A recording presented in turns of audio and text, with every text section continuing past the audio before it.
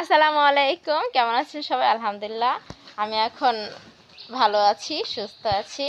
প্রচণ্ড হাতে পেন ছিল, দেন আমার সারা শরীরে পেন ছিল, হালকা হালকা ফিভার ছিল। আর কি বলবো, মানে শরীর ভালো লাগছিল না, শুধু দুর্বল লাগছিল। আর ঠিক মতন রাত্রে আমার ঘুমও হচ্ছিল না। আমি আজকে রাতে খুব ভালোভাবে আলহামদুলিল্লাহ ঘুমিয়েছি। আর এখন ফুপ্পি ছাগলকে খাবার দিচ্ছে, ওই যে জোসনা ফুপ্পি।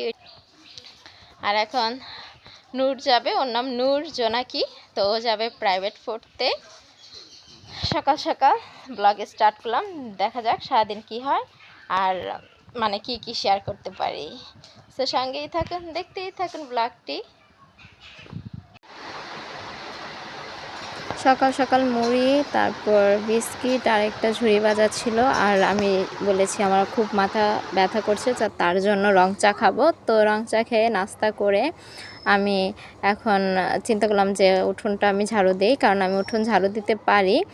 আর একটু কাজ না দেখালে কি হয়, গ্রামে এসেছি, কাজ তো অবভিয়াসলি দেখাতে হবে। আর এই পার্টটা আমার অনেক অনেক বেশি ভালো লাগে, এই ঝাড়ু দেওয়ার এইটা পার্টটা আমার খুব ভালো লাগে। জানি না কার কাছে কেমন, বাট আমি এটা ঝাড়ু দিতে পারি আর আমার কাছে বেশ ভালো লাগে, যদিও হাতে একটু ব্যথা লাগে। তো এখানে ফুপ্পিদের একটা ছাগল আছে। ফার্স্টে অনেক ভয় লাগছে, তারপরে সেকেন্ড আর ভয় লাগেনি, তো আমি একটা আদর করে দিলাম।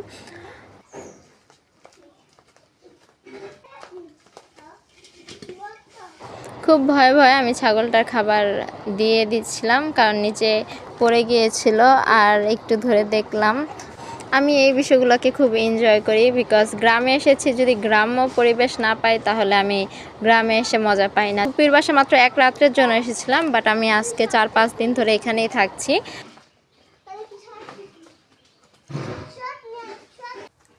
কিছু কিছু ভিডিও শট নিচ্ছি, আর আমি লার্কিও মোটামুটি ধরাতে পারি, যদিও এইটা আমার ফুপ্পি গরম পানি বসিয়েছে, তো একটু শট নিয়ে নিলাম। আর গ্রামের পাকঘরগুলো এরকমই থাকে। তারপরে ফুচকালা এসেছিলো, দেন আমরা ফুচকা দেখে ফুচকা খেলাম সবাই, মানে আমার কাজিনরা আর আমি। খুব টেস্ট ছিল, মশলা দিলে খুব মজাও হয়েছিল ফুচকাগুলা। আমরা প্রায় 100 টাকার মতন ফুচকা খেয়েছি। গ্রামের সব কিছুই খুব ভালো লাগে, জানি না কেন, বাট আমার কাছে খুবই ভালো লাগে। দেন এসেছিল লেস পিতা, তো আমরা সবাই একটু লেস পিতা দেখলাম। আর কিছু কিছু জিনিস রাখবো। আমার চুলের কাটা অলরেডি আমারটা ভেঙে গেছে, আমার কাজিনেরটা আমি ভেঙে ফেলেছি, তো অনেকগুলো আমরা কাটা নিয়ে নিলাম। আমার ফুপ্পির জন্য হাতের চুড়ি, তারপর আমার চুলের জন্য ফিতা, এগুলা মানে কিছু কিছু জিনিস নিয়েছি, তো বেশ ভালো লেগেছে। আর ঢাকা সচরাচর এগুলা দেখা যায় না। এই লিপস্টিকটা হাওয়াই লিপস্টিক আই থিঙ্ক বলে, এটা দিলে পিঙ্ক হয়ে যায়, তো আমি শখে বসে তো এটাও নিয়ে নিলাম। আর খুব রিজনেবল প্রাইসে এগুলা পাওয়া যায়। কাটা, ফিতা, ক্লিপ এগুলো নেওয়া আমি মনে করি লেস ফিতার থেকে বেটার, বাট স্কিন প্রোডাক্ট কিছুই নেওয়া উচিত না। আর ওনার অনেকগুলো বক্স ছিল, আমি প্রত্যেকটা বক্স আমি ওনাকে রিকোয়েস্ট করে খোলাচ্ছিলাম, দেখছিলাম যে কি কি আছে, কারণ আমি অনেক ছোটোবেলায় দেখেছি, লাস্ট 8-9 বছর আগে, তারপরে আমি আর দেখিনি। তো আমি এবারই দেখলাম অনেক বছর পর। ওনার কাছে অনেক কিছু ছিল যেগুলো আমি নেইনি, শুধু কিছু কিছু জিনিস, চুড়ি, ফুপির জন্য চুড়ি, ফিতা, তারপর একটা কি বলে ওই যে হাওয়াই লিপস্টিক বললাম সেইটা, তারপর কাঁকড়া, এগুলাই নিয়েছি। লেস ফিতাওয়ালা যাওয়ার কিছুক্ষণের মধ্যে চলে আসলো এই ব্যাগওয়ালা, আর আমরা ব্যাগ দেখছিলাম।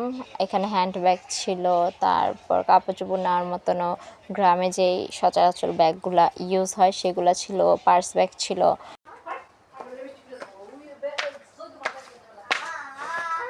তো আমরা দুপুরের খাবার খেয়ে কিছুক্ষণ রেস্ট নিয়েছি, রেস্ট নিয়ে এখন আরেকটা ফুপ্পির বাসায় যাচ্ছি।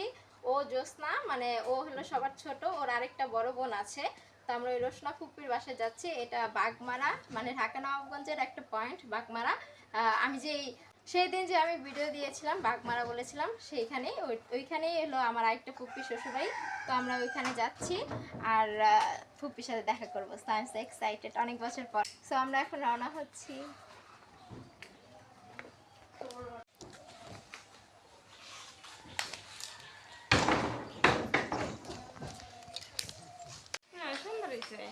Thank you. আমি আমার ফুপ্পির ড্রেস পরেছি, আর আমার ফুপ্পির জাল, মানে এই কাকিটা বলছে যে আমাকে নাকি মশলা দিলে ভালো লাগছে। ফাইনালি ফুপ্পি রেডি হয়ে আসলো, দেন আমরা এখন রেডি হয়ে বের হয়ে যাচ্ছি। দিন কিভাবে চলে যায় তাই না? এসেছি মাত্র 2 দিনের জন্য, বাট রয়ে গেলাম অনেক দিন। ঠিক তেমনি আমি চিন্তা করে এসেছিলাম যে আমি হয়তো বা 2-3-4 দিন থাকবো, বাট এখন দেখছি অনেক দিন হয়ে গেল, মানে প্রায় 10 দিন ওভার, 15 দিনের কাছাকাছি। তো আমরা এখন চলে এসেছি সেই ফুপ্পির বাসায়।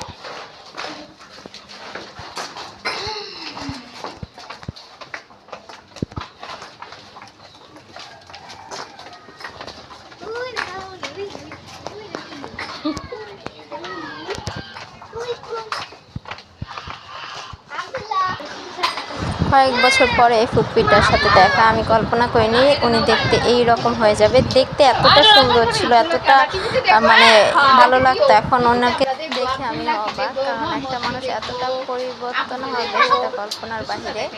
তো ওনার এটা ছেলে, ছোট ছেলে, ও একটু শর্টে আসলো। তোমাকে কালকে দেখাবো। বলো তোমার নাম কি? তোমার নাম আব্দুল্লাহ? তোমার নাম আব্দুল্লাহ? সো এখন আমরা বাসার উদ্দেশ্যে রওনা হচ্ছি, আর এটা হচ্ছে আমার সেই রসনা ফুপ্পি। মানুষ কত পরিমাণ চেঞ্জ হতে পারে, ওনাকে দেখলে একরকম লাগতো, বাট এখন একদম পুরো চেঞ্জ হয়ে গেছে। আর সামনে ছিল ফুপা, তো ফুপাকে ডাকছিল।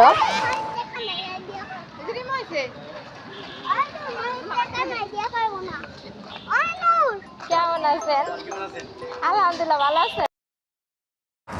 তো ফাইনালি ফোপার সাথে ভাবিনি দেখা হয়ে যাবে, যাক ফোপার সাথে দেখা হয়ে গেল। আর এখন আমরা ফুপ্পিদের সামনে যে ব্রিজ আছে সেইখানে হাঁটি হাঁটি পাপা করে বাসার উদ্দেশ্যে রওনা হচ্ছি।